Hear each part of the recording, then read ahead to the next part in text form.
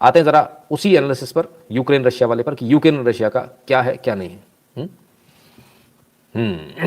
Poland और अन्य European संघ के देश रूस द्वारा यूक्रेन पर हमले की निंदा करते हैं। पोलैंड और अन्य देश यूक्रेन को हथियारों की आपूर्ति कर रहे हैं। भारत में पोलैंड के राजदूत एडम बुराकोव्स्की तो साहब कहते हैं पोलैंड और तमाम सारे यूरोपियन यूनियन जो है वो उसके साथ में है, हम उसको हथियारों की सप्लाई कर रहे हैं, फलाना कर रहे हैं, ठिकाना कर रहे हैं। करो भाई, अच्छी बात है, करना चाहिए।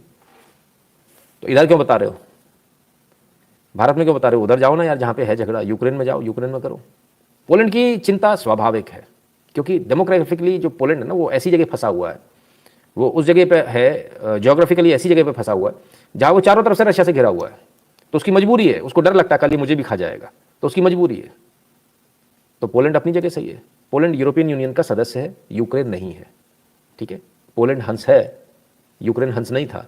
कौवा चला था हंस की चाल, इसलिए दिक्कत में आया।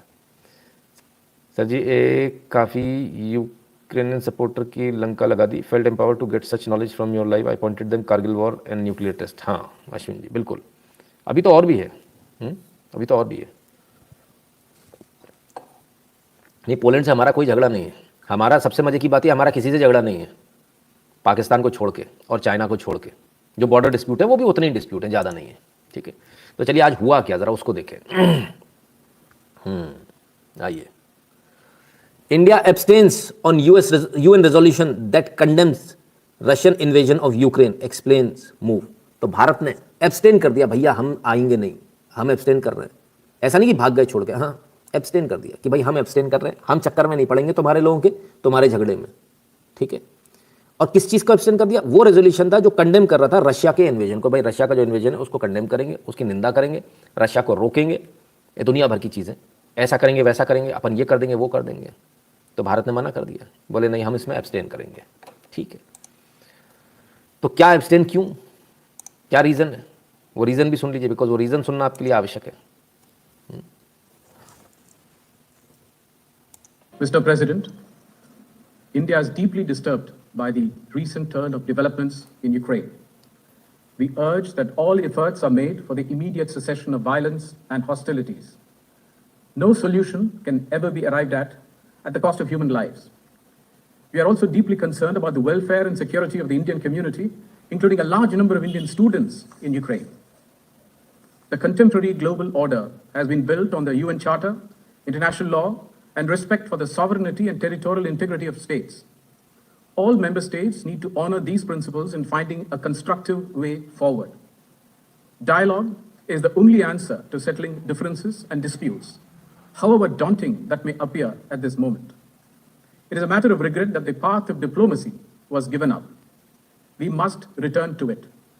For all these reasons, India has chosen to abstain on this resolution. For all these reasons, India has chosen to abstain on this resolution. For all these reasons, India has chosen to abstain on this resolution. तो India ने इतने सारे reasons दिए हैं, इसलिए हम abstain करते हैं। अब ये रीज़न क्या है, पहले जरा इन रीज़न को समझ लीजिए, लिखा हुआ पढ़ लीजिए जिनको समझ में नहीं आया। इंडिया इज डीपली डिस्टर्ब, भाई हम बड़े परेशान हैं, तुम्हारे जो कुछ हो रहा है अच्छी बात है, ठीक है ना। We urge all efforts made immediate cessation of violence and hostilities. भाई तुरंत वायलेंस रोक दो, सॉल्यूशन नहीं निकलने वाला, ह्यूमन लाइफ जाएंगी। हम कंसर्न हैं किसके लिए? Of the Indian community including large number of Indian students in Ukraine. हम अपने बच्चों के लिए चिंतित हैं, ठीक है। हम दूसरे की टेरिटरी इंटीग्रिटी उसका भी सम्मान करते हैं। आप लोग आपस में कंस्ट्रक्टिव डायलॉग कर लें, फलान कर लें, ढिकान कर लें, जो करना कर लो, अपनी ऐसी तैसी कराओ, लेकिन हमारे को किसी से मतलब नहीं। हमको भारतीयों से मतलब है और हमारे भारतीय बच्चों से मतलब है। ये भारत सरकार का आज का यूएन में कहा गया ये है, जो भारत सरकार ने आज यूएन में कहा, ठीक है। अब इसका मतलब क्या निकालें? इसका मायने एकदम सीधी सीधी बात है, और वो बात क्या है? India first. हम पहले अपने लोगों की सुरक्षा, अपने लोगों की सलामती देखेंगे, इसके बाद हम कुछ और बात करेंगे। हमें दुनिया से कोई मतलब नहीं है, हमारा जिसमें फायदा होगा हम उस काम को करेंगे। बिल्कुल स्पष्ट है, उन्होंने स्पष्ट कहा, हाउ डॉन्टिंग इट में साउंड, ठीक है ना। कोई फर्क नहीं पड़ता हमको, आप डायलॉग कीजिए, डायलॉग की टेबल पर बैठिए, उससे निकालिए। हमारे को बीच में मत डालिए कि तुम दो लड़ रहे हो, दो सांड लड़ रहे हैं तो हमको भी बीच में ले आओगे कि तुम भी हमारी तरफ से लड़ लो, या इसकी तरफ से या उसकी तरफ से लड़ लो। तो भारत ने एकदम स्पष्ट रूप से कह दिया, हमें कोई मतलब नहीं है, ठीक है ना। हमारा पहला जो इंटरेस्ट है, हमारा इंटरेस्ट, हमारे हित पहले होंगे, हमारे लोगों के हित पहले होंगे, हम उनको पहले सुनिश्चित करेंगे। ये पॉलिसी यूजुअली अमेरिका की थी, भारत की पॉलिसी कभी देखने को नहीं मिलती थी।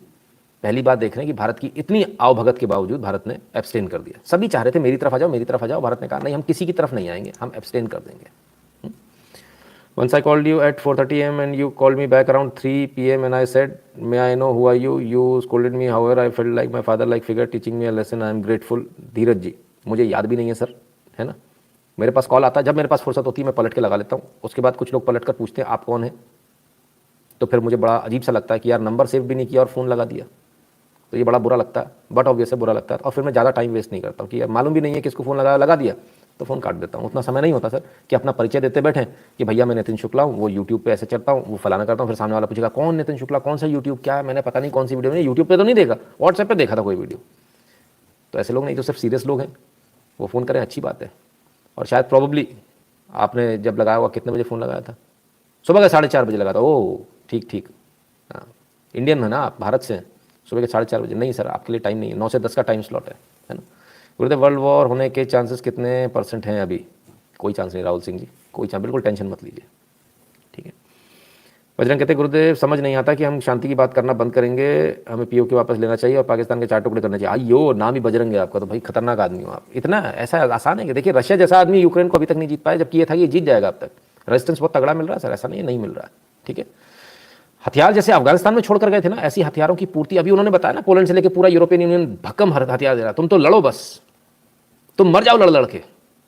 अरे तुमको वो इतना ही पसंद है तो यूरोपियन यूनियन में ले लो ना, तो उसको नेटो का सदस्य बना लो। अपना सदस्य बनाओगे नहीं, बाहर रखोगे और उससे कहोगे तुम लड़ के मर जाओ, तुम्हारे सारे नागरिक बंदूक लेके खड़े हो जाएं और सारे नागरिक बंदूक लेके बंदूक चलाएं। अच्छा, बड़ा गजब है यार, मतलब ये कहाँ से लाते हो इतनी समझदारी?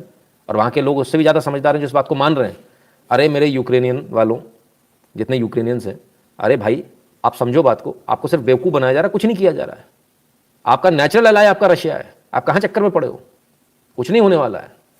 So I believe that Russia has now put an official stamp on the fact that West, especially US, isn't dependable at all. हाँ, now Taiwan must learn lesson something from Ukraine. Absolutely मोहित गोयल जी, बिल्कुल। तो ये उनको सोचना चाहिए, समझना चाहिए। तो सिर्फ भारत नहीं जिसने एब्सटेन किया, चाइना ने भी एब्सटेन किया। अब जरा देखिए चाइना और भारत में क्या फ़र्क है। How India's abstention from UNSC vote is different from China. Bharat और चाइना में क्या फ़र्क है? तो भारत और चाइना में फ़र्क है, भारत ने बोला हम निष्पक्ष हैं यार, हमें कोई मतलब नहीं है, हम दोनों की टेरिटोरियल इंटीग्रिटी और सॉवरेनिटी की सम्मान करते हैं, यूक्रेन और रशिया दोनों का। और बीजिंग ने जो बोला, चाइना ने बोला ना भैया, हम तो रशिया के साथ हैं। और क्या बोल दिए? Russia's legitimate security aspirations should be given attention and properly addressed. एक कदम आगे चले गए भारत से, सारी बातें करी, लेकिन बोलते नहीं भैया, बिल्कुल रशिया के साथ खड़े हुए एक तरह से जाके। तो चाइना ने ऐसा क्यों किया? क्योंकि चाइना रशिया के करीब आना चाहता है। चाइना रशिया को बताना चाहता है देखो मैं तुम्हारा बहुत अच्छा दोस्त हूँ। चाइना भी किसी का सगा नहीं हुआ आज तक, जैसे अमेरिका नहीं हुआ, ये रशिया को भी पता है। और रशिया को इस बार एक बात मालूम चल गई होगी, बीच में जो रशिया इधर उधर भटका था ना, पुतिन साहब जो थोड़े इधर उधर भटके थे अभी 2-4 साल पीछे, तो अब उनको समझ में आ गया होगा कि स्ट्रॉन्गेस्ट एलाय हमारा और डिपेंडेबल एलाय हमारा कौन है, वो इंडिया है, और इंडिया के अलावा कोई दूसरा नहीं है। भारत और रशिया की जो रिलेशन है वो बिल्कुल एक तरफा, पूरी दुनिया जानती है, एकदम ही अलग है। तो सिर्फ 2 लोग थे क्या, भारत और चाइना, जो बड़े बड़े लोग थे जिन्होंने कर दिया? हाँ, बड़ी कंट्रीज में माना जाए तो, क्योंकि एक तो यूएनएससी का परमानेंट मेंबर है चाइना। भारत को भी ऑफर मिला था, पंडित जी थे, पंडित जी, तो पंडित जी ने बोला नहीं, हमको यूएनएससी की परमानेंट सीट नहीं चाहिए। ठीक है, आज हम उसी सीट के लिए आगे पीछे घूम रहे हैं, तो उस समय ले ली होती तो आज इतनी दिक्कत नहीं आती। अतुल जी धन्यवाद, ठीक है। आइए, एक और देश है जो यूएस का स्ट्रॉन्गेस्ट एलाय है, despite US request, Israel refrains from cosponsoring UNSC resolution against Russia. भैया मना कर दिया, हम को स्पॉन्सर नहीं करेंगे इस रेजोल्यूशन को। इजराइल ने, सोचिए, अमेरिका और इजराइल बिल्कुल दांत काठी दोस्ती टाइप की है, लेकिन इजराइल को भी मालूम है अगर मैं अमेरिका पे डिपेंड हो गया तो अमेरिका मेरी लंका लगा देगा, इसलिए इजराइल छोटा देश होने के बावजूद अपनी दम पर लड़ता, अपनी दम पर चलता, अमेरिका से कुछ ज़्यादा मतलब नहीं रखता है। ठीक है, क्लियर है? तो ये फर्क है, इसलिए आत्मनिर्भर होना बहुत आवश्यक है, अपने दम पर खड़े होना बहुत आवश्यक है। मेरे को मालेगा तो मैं रशिया के पास चला जाऊंगा, ये मालेगा तो अमेरिका के पास लोने जाऊंगा, इसके पास इसके पास। भाई रोने से कुछ नहीं होता, वो जाते थे पहले रोने, पाकिस्तान ने मार दिया, ओबामा हमको बचा लो, मोदी आया, पाकिस्तान ने फिर मारा, घर में घुस के मार दिया, लगे भुस भर दिया। बस इतना सा फर्क है। आपको ये करना आना चाहिए, और ये करने के लिए ऐसा नहीं, देखो एक चीज याद रखना, आमदनी कम खर्चा ज़्यादा, आमदनी कम खर्चा ज़्यादा, मिटने के गुण हैं, और ताकत कम, गुस्सा ज़्यादा, पिटने के गुण हैं। तो सिर्फ गुस्सा आने से कुछ नहीं हुआ, बजरंग भाई साहब तो ठोक दो इधर का तो उधर का, ताकत भी तो होनी चाहिए दादा। पतले दुबले किकड़ी गेटे, उचक उचक उचक उचक, पहलवान एक रपटा मारेगा जमीन पे गिरेंगे धड़ाम से। तो अपनी ताकत को वेन बैलेंस कर लो। ये मत सोचो कि ये सामने जो खड़ा है मेरे से ही पतला दुबला है, उसके पीछे उसके कितने भाई है वो देख लो। ये मुस्टंडा पीछे से कोई चला तो नहीं आ रहा ना, वो छोटी आंखों वाला मुस्टंडा आ जाएगा तब क्या करोगे आप? किससे लड़ोगे? कितने वॉर फ्रंट खोलोगे? आप जानते हैं अगर आप चाइना पूरी ताकत के साथ उसके साथ उतरा है तो आपके कितने बॉर्डर्स खुल जाएंगे? आपको इसकी भी जानकारी नहीं होगी, है ना। इसलिए बहुत सोच समझ के होती चीज़ें। ऐसा नहीं होता सर, ये कोई हंसी खेल नहीं है, कोई गली मोहल्ले के लौंडे को जाके मारना नहीं कि 2 थप्पड़ मारा है और निपट जाएगा मामला। पूरा देश बर्बाद हो जाएगा। जितनी मेहनत हमने करी है ना, 70 साल में जहाँ आए वापस 70 साल पीछे चले जाएंगे 2 मिनट के अंदर। तो it is not an easy task. तो कम से कम जिन लोगों को पूरी जानकारी ना हो, इस प्रकार के कमेंट से सोशल मीडिया पर बचना चाहिए। इससे सिर्फ हम क्या करते हैं, एक फ्यूल कर देते हैं, जो आग लगी उसको फ्यूल कर देते हैं, ऐसा कर दें वैसा कर दें। नहीं, सरकार जो कर रही है करेगी ना, और हम सरकार के साथ खड़े, बात खत्म हो गई, है ना। कि ज़रा लाइक कर दीजिएगा, वीडियो को शेयर कर दीजिएगा अपने मित्रों से, चैनल को सब्सक्राइब करने के लिए बोल दीजिएगा जिन्होंने अभी तक नहीं किया, और बगल वाली घंटी बजा ले, क्योंकि नोटिफिकेशन तभी आएगा जब घंटी बजी होगी बगल वाली, है ना। उसमें 2 एरो बनकर आ जाता है साइड में, और है ना, तो घंटी बजे का निशान दिखने लगता है, हाँ घंटी बज गई। इसके अलावा